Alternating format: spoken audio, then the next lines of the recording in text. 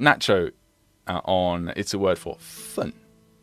份, as in, I guess you could say portion. He says, so is there any difference between 份 and 块 or 块?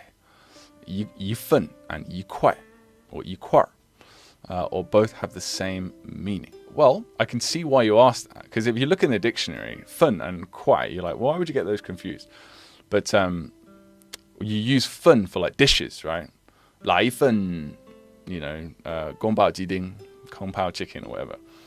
That's like a dish. Take a dish of that. But then a kwai is like a piece of bread or a piece of meat. So I can get how you might see the same. But no, they're very different in terms of how they're used usually. So I've got a few examples here for you.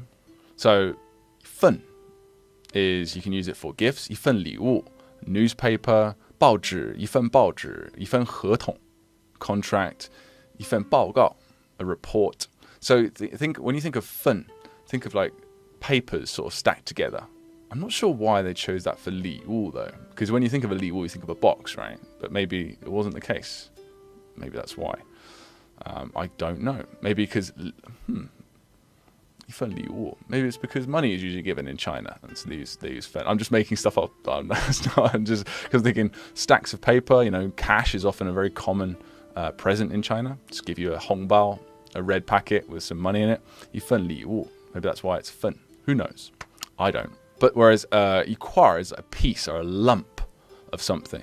So 一块石头, a rock. 一块蛋糕. You notice I say 块, it's just 一块蛋糕 is fine, but I just prefer 块. I think because not only is it more common, but it's just it really 一块钱. I just tend to hear 快 said to mean fast. You know, it's a different character, of course. But 块, saying 块just helps me to separate that out for some reason. 一块蛋糕, 一块蛋糕, 一块肥皂, a piece of soap, a bar of soap rather.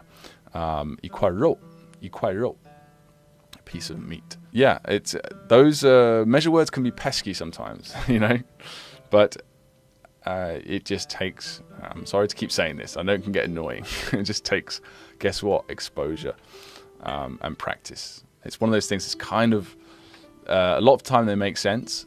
Sometimes they don't quite make sense. You have to really delve into the history of the word and why it's, you know, so for example, 张, 一张纸.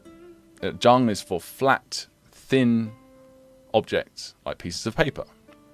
一张纸. Or 一张桌子, 一张桌子, you know, for a table, flat. Yeah, whereas some of them are sort of come out of left field a little bit. You're like, well, why did they use that measure word for that particular thing?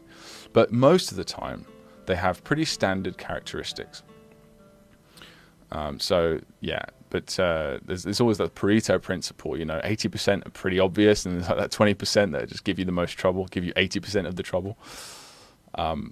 But you know, again, it's a lifelong skill. You'll get used to it. Hey guys, if you like this video and you'd like us to help you reach literacy and fluency in Mandarin Chinese as fast as possible without all the headache of traditional learning methods, just head to mandarinblueprint.com to learn more.